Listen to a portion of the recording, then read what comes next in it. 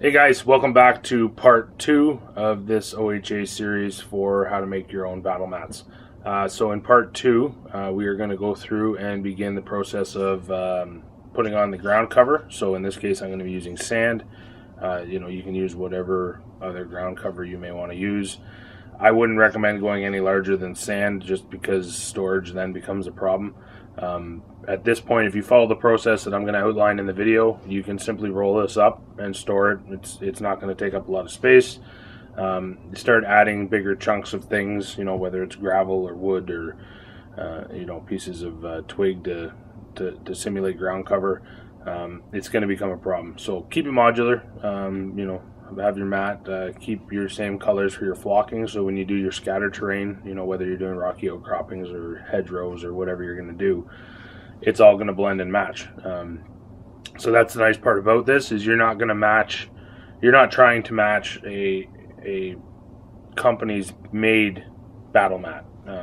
Because you're making it, you're going to be able to customize the color variation, and in that case you're going to be able to match it to not only any terrain you're going to make, but also the basing of your miniatures. So I'm going to take you over to the table right now, and we're going to take you through the PVA process and what you need to do for that, as well as the materials I'm going to use. So I'll be right back.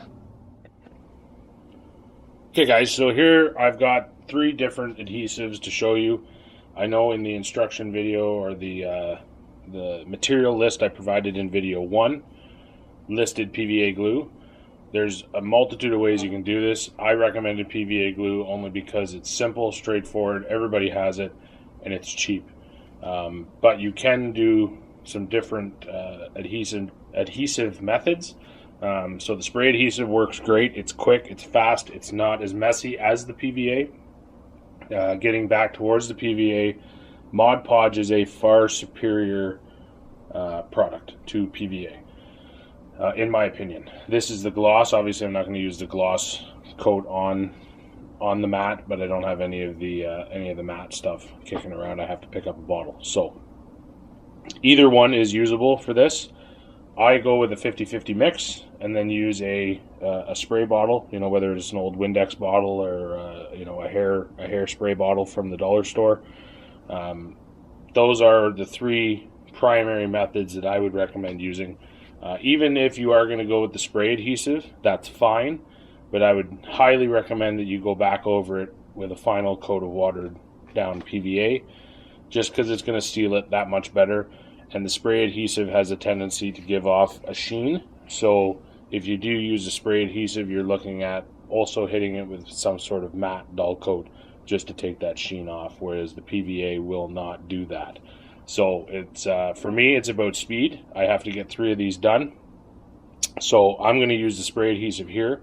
However, if you were to do the process using the PVA, you're simply going to mix it 50% water, 50% glue. Mix it up real good, put it in a spray bottle, spray it down. You're going to sprinkle your sand, the same as I'm going to do with the spray adhesive, and then let it set. So in this case, if you're going to use the PVA, just insert PVA where I am going to use the spray adhesive. So let me get that all set up and I'll bring you right back. Okay guys, so I'm going to go ahead and demonstrate the spray adhesive method, which again is going to work just fine. If you're going to follow along at home and you're using the PVA, where I am spraying with this can, you're going to be using watered down PVA and laying it on. I recommend you work in small chunks, just so that you don't have to worry about set time. Spray some, apply some flock, spray, apply flock, spray, apply flock. Going to keep it a little more manageable for you, and then you're not going to have to rush to get across the entirety of the table before your glue sets up. So I'm just going to do a quick couple demonstrations for you on how to spread it out, how to set it, and then I'll bring you right back.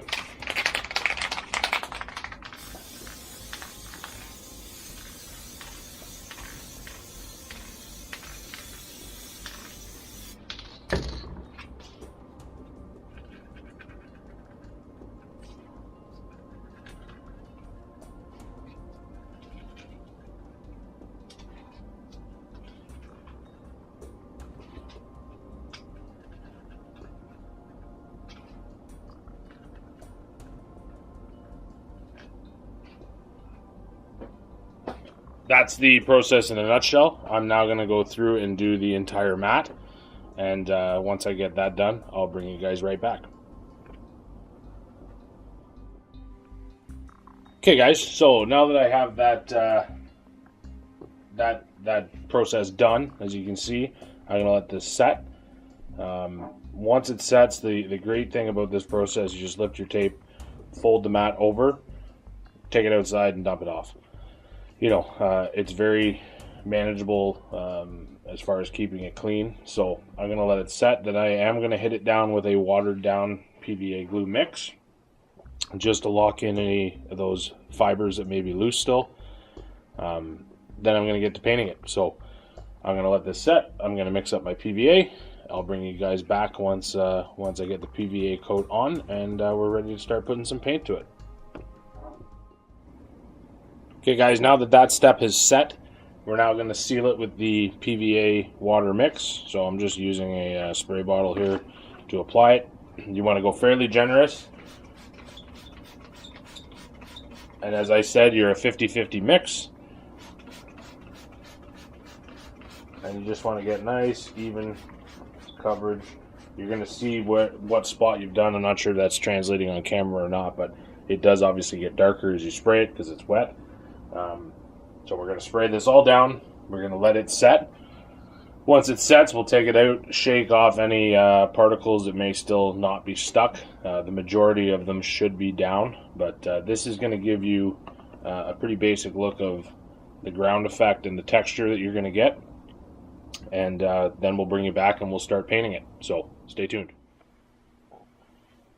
So we're back, guys. This has had a chance to set up and dry. As you can see, I've taken it outside, shook it off, got rid of any of the loose particles, removed the duct tape that was holding it down. The duct tape will still be going back on it around the outer edge, if you see. It's just a cheap, quick, easy way to finish the corners. You can use colored duct tape. Whether it's brown, green, black, just dresses out the corners and hides the seam. If you wanted to get real fancy and you're either good at sewing or took it somewhere to have the edges sewed, you could actually put a hem to it, like here on this end piece, and dress it out that way. For me, quick, easy, want to get it on the table. It's still going to look great, still functional, and it helps give a protective lip around the edge. So now this is all dried up, I'm going to go ahead and I'm going to start hitting it with some different colors. So I'm going to do some greens, browns, and tans. And basically what you want to do, you can obviously go in and airbrush this if you like. You can paint it by hand, whatever you want to do. Spray bombs are going to be the easiest, I would say. So I'm going to use an Army Painter green, as well as the Krylon flat, the ultra flat camouflage paint. So it'll be a tan and then they're dark brown. So I'm going to go through and I'm going to sort of pick out spots and just give it some depth. If you wanted to, you could go back in and hit it with a dry brush and try to pick out some of that stone. Just try to remember you're going to be flocking this, so depending on how heavy you go with your flock, you might not want to spend too much time painting it just simply because you're going to flock over it. I like to have some exposed ground, dirt, etc. Sort of the high points, the darker areas where the sand is most predominant. I'm going to try to flock around those and keep those there.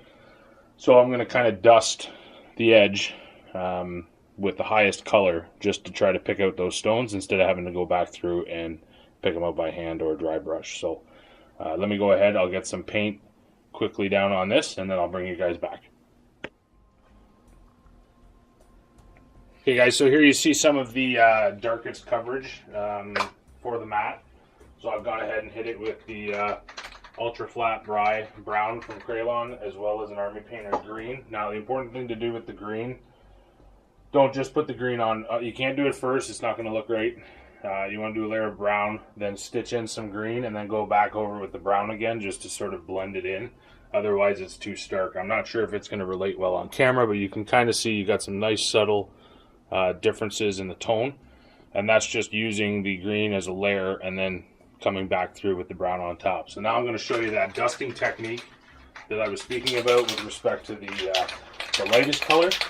And basically we're just going to use this as like a highlight just to add some depth to the mat. So you're going to come in on an angle fairly high and just dust it.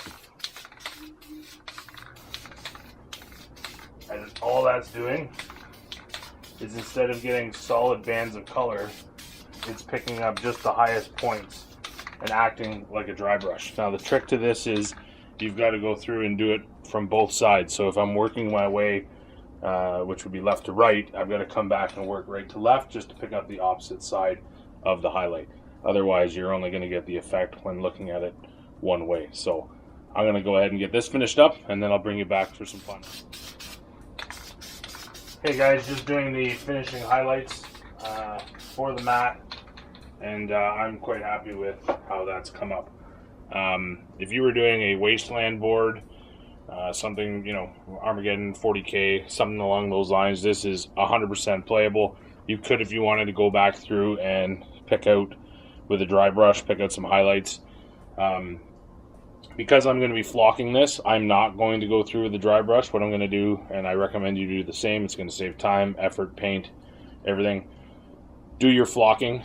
Once you've done your flocking and you know where your flocking is, so let's say that I'm going to leave this patch right here. Obviously I'm going to go through, have an idea of where I want to flock. I'm going to flock the board accordingly, then go through and determine whether or not I need to add a dry brush. So that way you're not dry brushing the entire mat, just to turn around and cover it with flock. So quite happy with how this has turned out. I've got a few more to do. What we're going to do is come back for another episode for the final stage, which is going to be the flocking. So hope you found this video informative. Any questions, ideas, or comments, leave them below. Anybody needing help with the process, feel free to reach out. More than happy to guide you through and give you some extra pointers. So the basic premise behind this, guys, is it's a cheap, easy way to get a great table mat and really bring your game to life. So hope you found it informative, and we'll see you back right shortly with the flocking video. Thanks, guys.